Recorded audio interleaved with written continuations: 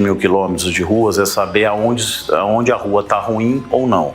Para isso a gente foi atrás e desenvolveu um sistema que tem o quê? A gente pega com os carros andando a rugosidade do pavimento, então a ondulação do pavimento. Como que a gente faz isso? A gente tem 108 táxis, entre táxis e Ubers, que ao andarem trabalhando diariamente na rua, mandam essas informações para nós.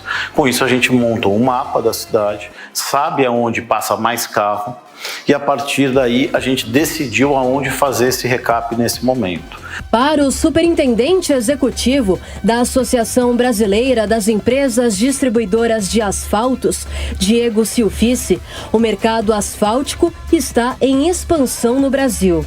Esse ano, particularmente, a gente está tendo um mercado aquecido. O governo disponibilizou via DENIT, né? A gente tem um orçamento que a gente não esperava, na verdade, que é 4 vezes maior o orçamento do que tinha no ano passado.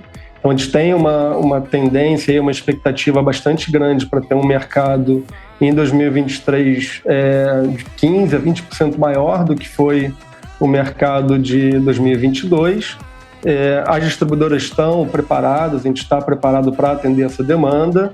O especialista também destaca a relevância do setor para o desenvolvimento do país, desde que as demandas sejam alinhadas com as necessidades de cada região. O que a gente precisa é previsibilidade, né? A gente precisa de uma previsibilidade do DENIT e do governo, principalmente, para entender onde é que vão ser essas obras de infraestrutura principais, para a gente alocar o investimento necessário para atender essa demanda, para não fazer investimento em lugares onde a demanda não vai estar tão aquecida, né? Se a gente pegar um dado interessante que a gente tem, que saiu numa pesquisa do CNP, a gente tem uma malha mais ou menos de 1,7 milhões de quilômetros de rodovias, sendo que dessa malha a gente tem apenas 12% pavimentada, né? Então a gente tem aí um potencial de crescimento, de expansão de rodovias pavimentadas gigantescas para o país. Em São Paulo, o serviço acontece preferencialmente depois das 23 horas,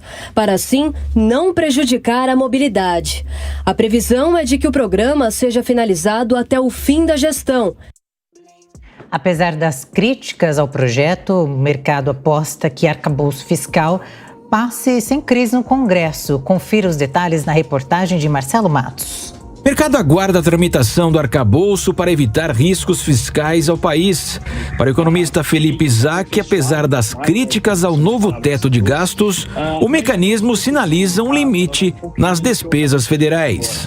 A expectativa é que fosse um cenário tão ruim, um cenário que estava se deteriorando, que o cenário fiscal ele vinha se deteriorando diante de um governo que só apresentava gastos e não tinha nenhum projeto de controle fiscal, e a aprovação desse arcabouço, mesmo da forma que foi, ele acaba vindo como uma notícia positiva, que pelo menos a partir de agora, apesar de não parecer ser um projeto perfeito como um todo, a partir de agora é provável que a gente veja um governo um pouco mais controlado ou com um plano fiscal que pelo menos eles tenham a meta de cumprir. A aprovação da urgência pela Câmara dos Deputados na tramitação do projeto por 367 votos a 102 sinaliza a construção de uma base governista mais confiável para a votação futura do texto em plenário, já que a PEC dependerá de 308 votos favoráveis, numa demonstração de força também do presidente Arthur Lira, cada vez mais importante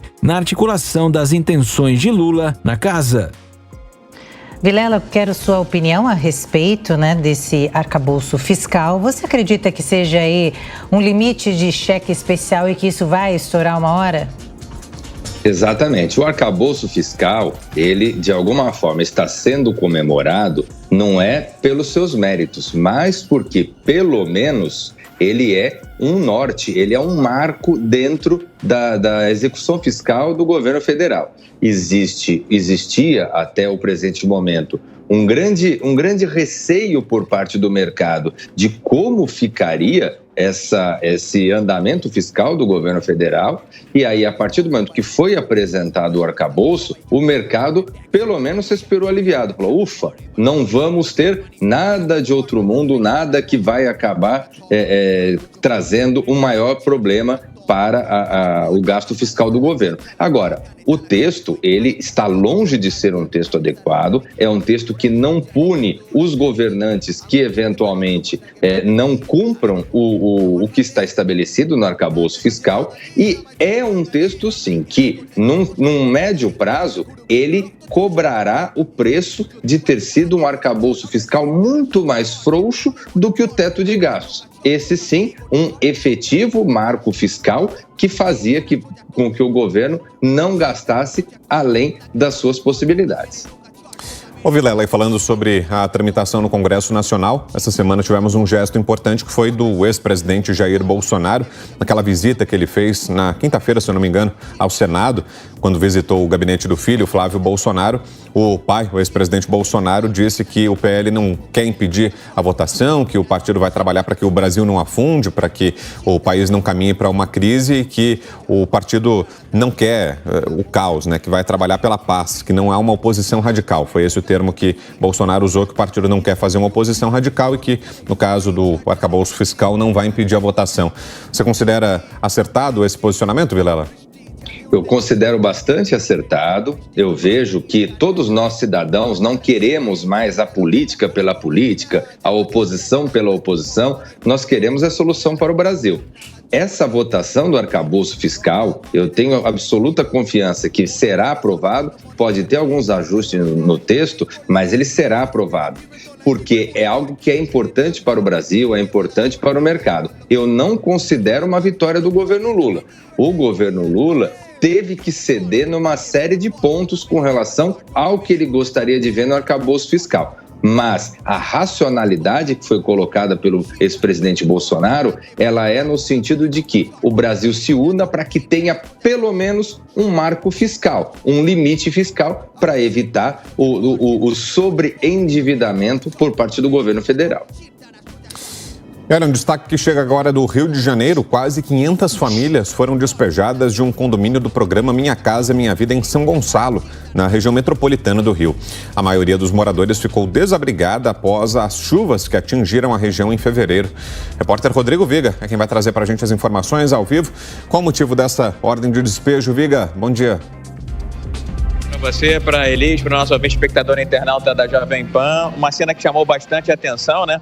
Um amontoado de pessoas, de objetos, bens, eletrodomésticos que ficaram no meio da rua, literalmente, em São Gonçalo, cidade da região metropolitana do Rio de Janeiro, após uma reintegração de posse que foi cumprida por decisão da Justiça, por Polícia Federal, por Polícia Militar e Polícia Civil do Rio de Janeiro. Essa reintegração de posse aconteceu em um condomínio do Minha Casa Minha Vida, o Cidade Verde, que ainda não foi concluído, nesse município de São Gonçalo, que é bem próximo a Niterói, na região metropolitana do Rio de Janeiro. 500 famílias estavam vivendo de forma irregular nesse condomínio do Minha Casa Minha Vida há algum tempo, só que era um condomínio, como eu disse, abandonado desde 2019, quando houve um litígio entre o dono do programa, responsável pelo programa, a Caixa Econômica Federal, e a construtora responsável pela obra. Agora, a Caixa entrou com uma ação na Justiça para conseguir a reintegração de posse, que foi executada nesta sexta-feira, e essas pessoas estão sendo agora abrigadas em igrejas, casas de amigos, parentes e até mesmo em colégios. Segundo o município de São Gonçalo, na região metropolitana, quase 300 pessoas já estavam recebendo um auxílio social da prefeitura. Mas essas pessoas, junto com a Defensoria Pública da União, estão entrando com uma ação na Justiça para suspender os efeitos dessa reintegração de posse, que chamou bastante atenção pelo simples fato, inicialmente, da quantidade de pessoas no meio da rua sem ter para onde ir, e também pelo fato de ser uma obra abandonada desde 2019. A Caixa disse que essa reintegração de posse se fazia necessária, era importante para dar continuidade, conclusão à obra, e aí entregar os apartamentos, as unidades habitacionais, àqueles que já foram sorteados e contemplados dentro do programa Minha Casa Minha Vida.